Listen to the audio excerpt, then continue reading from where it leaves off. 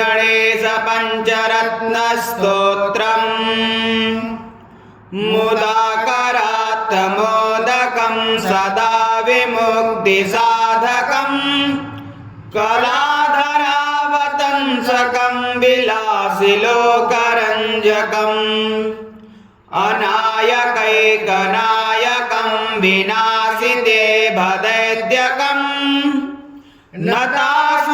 नताशुभासुनाशकं नमामि तं विनायकम् न तेतरादिभीकरं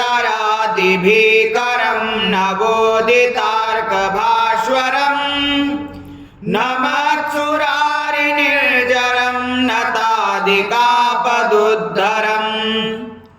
सुरेश्वरं निधीश्वरं गजेश्वरं गणेश्वरं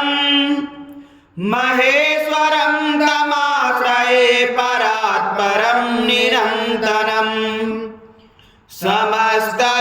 समस्तलोकशङ्करं निरस्तदैत्यकुञ्जरं दरेतरोदरं वरं वरे भवक्तमक्षरम् कृपाकरं क्षमाकरं मुदाकरं यशस्करं नमस्करं नमस्कृतां नमस्करोमि भास्वरम्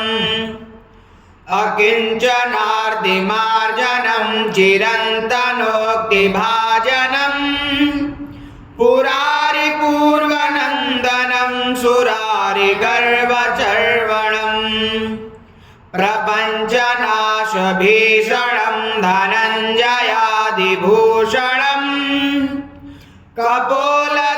कपोलदानवारणं भजे पुराणवारणम्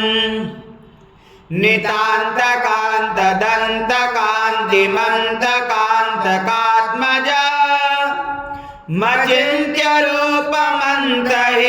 मचिन्त्यरूपमन्तहीनमन्तराय कृन्तनम् हृदन्तरे निरन्तरं वसन्तमेव योगिनां तमेकदन्तमेव तं विचिन्तयामि सन्ततम्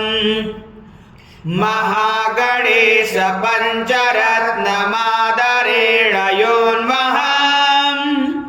प्रगायति प्रभातके हृदि स्मरन् गणेश्वरम् अरोगतां मधुसतां सुसाहितीं सुपुत्रतां